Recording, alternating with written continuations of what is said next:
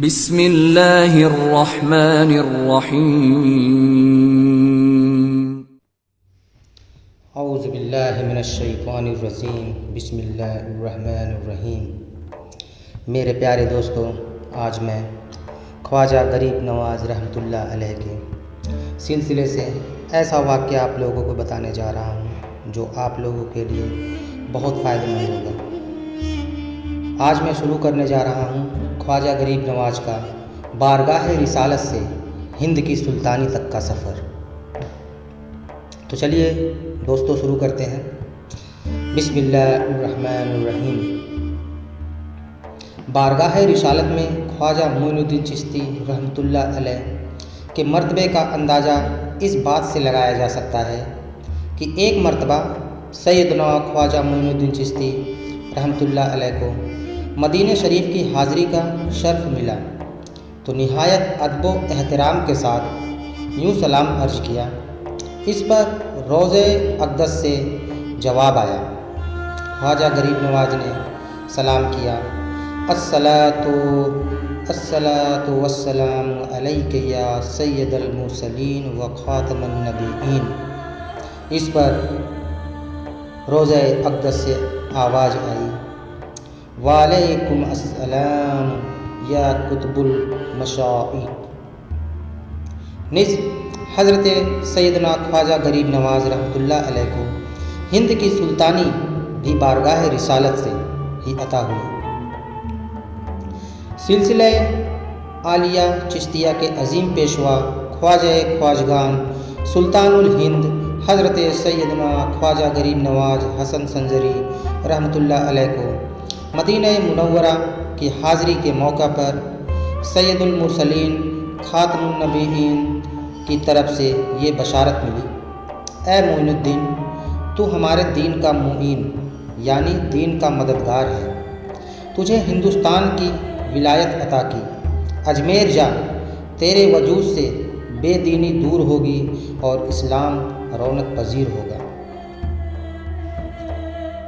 آپ رحمۃ اللہ علیہ اس بشارت کے بعد ہند روانہ ہوئے اور سمرقند، بخارا، ارسل، بلاد بغداد شریف، نیشاپور، تبریز، اوش، اصفہان، سبزوار، خراسان، کھرکان، استراباد، بلد اور غزنی وغیرہ سے ہوتے ہوئے ہند کے شہر اجمیر شریف جو راجستھان میں ہے وہاں پہنچے، اور اس پورے سفر میں آپ رحمۃ اللہ علیہ نے سینکڑوں اولیاء اللہ کے اکابران امت سے ملاقات کی، مطلب سینکڑوں اولیاء سے ملاقات کرتے ہوئے آپ اجمیر شریف آئے۔ آپ رحمۃ اللہ علیہ بغداد معلیٰ میں حضرت سیدنا غوث اعظم محی الدین سید عبد القادر جیلانی رحمۃ اللہ علیہ کی خدمت میں حاضر ہوئے اور 5 ماہ تک بارگاہ غوثیہ سے اکتساب فیض کیا۔ تبریز میں شیخ بدر الدین ابو سعید تبریزی رحمۃ اللہ علیہ کی بارگاہ میں علم کی میراث حاصل کی۔ اصفہان میں شیخ محمود اصفہانی کے پاس حاضر ہوئے اور کھرکان میں شیخ ابو سعید ابو خیر اور خواجہ ابو الحسن کھرکانی رحمۃ اللہ علیہ کے مزارات پر حاضری دی۔ استراباد میں حضرت علامہ شیخ نصیر الدین استرابادی رحمۃ اللہ علیہ سے کسب فیض کیا۔ ہرات میں شیخ الاسلام امام عبداللہ انصاری رحمۃ اللہ علیہ کے مزار کی زیارت کی اور بلخ میں شیخ احمد کھجرویہ رحمۃ اللہ علیہ کی خانقاہ میں قیام فرمایا۔ سفر ہند کے دوران جب حضرت سیدنا خواجہ غریب نواز رحمۃ اللہ علیہ کا گزر علاقہ سبزوار جو صوبہ خراسان رضوی ایران میں ہے سے ہوا تو آپ رحمۃ اللہ علیہ نے وہاں ایک باغ میں قیام فرمایا جس کے وسط میں ایک خوشنما حوض تھا۔ یہ باغ حاکم سبزوار کا تھا جو بہت ہی ظالم اور بد مذہب شخص تھا۔ اس کا معمول تھا کہ جب بھی باغ میں آتا تو شراب پیتا اور نشے میں خوب شور و گل مچاتا۔ آپ غریب نواز رحمۃ اللہ علیہ نے حوض سے وضو کیا اور نوافل ادا کرنے لگے۔ محافظوں نے اپنے حاکم کی سخت گیری کا حال عرض کیا اور درخواست کی کہ یہاں سے تشریف لے جائیں، کہیں حاکم آپ کو کوئی نقصان نہ پہنچا دے۔ آپ رحمۃ اللہ علیہ نے فرمایا، اللہ میرا حافظ و ناصر ہے۔ اسی دوران حاکم باغ میں داخل ہوا اور سیدھا حوض کی طرف آیا۔ اپنی عیش و عشرت کی جگہ پر ایک اجنبی درویش کو دیکھا تو آگ ببولا ہو گیا، اور اس سے پہلے کہ وہ کچھ کہتا، آپ رحمۃ اللہ علیہ نے ایک نظر ڈالی اور اس کی کایا پلٹ دی۔ حاکم آپ رحمۃ اللہ علیہ کی نظر ضلالت کی تاب نہ لا سکا اور بے ہوش ہو کر زمین پر گر پڑا۔ اللہ اکبر۔ خادموں نے منہ پر پانی کے چھینٹے مارے۔ جو ہی ہوش آیا فوراً آپ رحمۃ اللہ علیہ کے قدموں پر گر کر بد مذہبیت اور گناہوں سے تائب ہو گیا اور آپ کے دستے مبارک پر بیعت ہو گیا۔ پیر و مرشد حضرت خواجہ غریب نواز رحمۃ اللہ علیہ کی انفرادی کوشش سے اس نے ظلم و زور سے ضم کی ہوئی ساری دولت اصل مالکوں کو لوٹا دی اور آپ رحمۃ اللہ علیہ کی صحبت کو لازم پکڑ لیا۔ آپ رحمۃ اللہ علیہ نے کچھ ہی عرصے میں اسے فیوز باطنی سے مالا مال کر کے خلافت عطا فرمائی اور وہاں سے رخصت ہو گئے۔ اسی سفر میں آپ رحمۃ اللہ علیہ نے حضرت داتا گنج بخش سید علی ہزویری رحمۃ اللہ علیہ کے مزار اقدس پر نہ صرف حاضری دی بلکہ مراقبہ بھی کیا اور حضرت سیدنا داتا گنج بخش رحمۃ اللہ علیہ کا خصوصی فیض حاصل کیا۔ مزار پور انوار سے رخصت ہوتے وقت داتا گنج بخش رحمۃ اللہ علیہ کی عظمت و فیضان کا بیان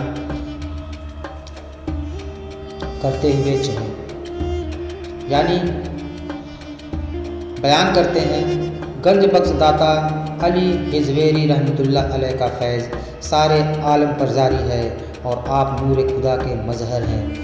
آپ کا مقام یہ ہے کہ راہ طریقت میں جو ناقص ہے ان کے لیے پیر کامل اور جو خود پیر کامل ہے ان کے لیے بھی رہنما ہے۔ حضرت سیدنا خواجہ غریب نواز رحمۃ اللہ علیہ کا معمول تھا کہ ساری رات عبادت الہی میں مصروف رہتے، یہاں تک کہ عشاء کے وضو سے نماز فجر ادا کرتے اور تلاوت قرآن سے اس قدر شغف تھا کہ دن میں 2 قرآن پاک ختم فرما دیتے۔ سبحان اللہ۔ دوران سفر بھی قرآن پاک کی تلاوت جاری رکھی۔ دیگر بزرگان دین اور اولیاء کاملین رحمۃ اللہ علیہ کی طرح آپ رحمۃ اللہ علیہ بھی زیادہ سے زیادہ عبادت الہی بجا لانے کی خاطر بہت ہی کم کھانا تناول فرماتے تاکہ کھانے کی کثرت کی وجہ سے سستی، نیند یا گدنودی عبادت میں رکاوٹ کا باعث نہ بنے۔ آپ کے بارے میں معقول ہے کہ 7 روز بعد 2-2.5 تولہ وزن کے برابر روٹی پانی میں بھگو کر کھایا کرتے تھے۔ اللہ اکبر۔ اللہ والوں کی شان ہے کہ وہ ظاہری زیب و آرائش کے بجائے باطن کی صفائی پر زور دیتے ہیں۔ حضرت خواجہ غریب نواز رحمۃ اللہ علیہ کے لباس مبارک میں بھی انتہا درجے کی سادگی نظر آتی تھی۔ آپ رحمۃ اللہ علیہ کا لباس صرف 2 چادروں پر مشتمل ہوتا اور ان میں بھی کئی پیوند لگے ہوتے، گویا لباس سے بھی سنت مصطفیٰ سے بے پناہ محبت کی جھلک دکھائی دیتی تھی۔ نج پیوند لگانے میں بھی اس قدر سادگی اختیار کرتے کہ جس رنگ کا کپڑا میسر ہوتا اسی کو شرف بخش دیتے۔ آپ خواجہ غریب نواز رحمۃ اللہ علیہ اپنے پڑوسیوں کا بہت خیال رکھا کرتے، ان کی خبر گیری فرماتے، اگر کسی پڑوسی کا انتقال ہو جاتا تو اس کے جنازے کے ساتھ ضرور تشریف لے جاتے۔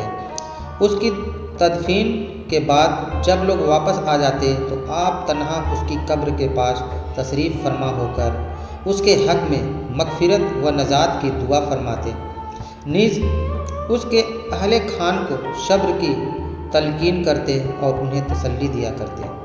آپ کے علم و بردباری، جود و سخاوت اور دیگر اخلاق عالیہ سے متاثر ہو کر لوگ عمدہ اخلاق کے حامل اور پاکیزہ صفات کے پیکر ہوئے اور دہلی سے اجمیر تک کے سفر کے دوران تقریباً 90 لاکھ افراد مشرف باسلام ہوئے۔ ماشاء اللہ۔ آپ رحمۃ اللہ علیہ بہت ہی نرم دل اور متحمل مزاج، سنجیدہ طبیعت کے مالک تھے۔ اگر کبھی غصہ آتا تو صرف دینی غیرت و حمیت کی بنیاد پر آتا، البتہ ذاتی طور پر اگر کوئی شخص بات کہہ بھی دیتا تو آپ رحمۃ اللہ علیہ برہم نہ ہوتے، بلکہ اس وقت بھی حسن اخلاق اور خندہ پیشانی کا مظاہرہ کرتے ہوئے صبر کا دامن ہاتھ سے نہ جانے دیتے، اور ایسا معلوم ہوتا کہ آپ نے اس کی نازیبا باتیں سنی ہی نہ۔ حضرت خواجہ غریب نواز رحمۃ اللہ علیہ پر خوف خدا اس قدر غالب تھا کہ آپ رحمۃ اللہ علیہ ہمیشہ خشیت الہی سے کانپتے اور گریہ و زاری کرتے۔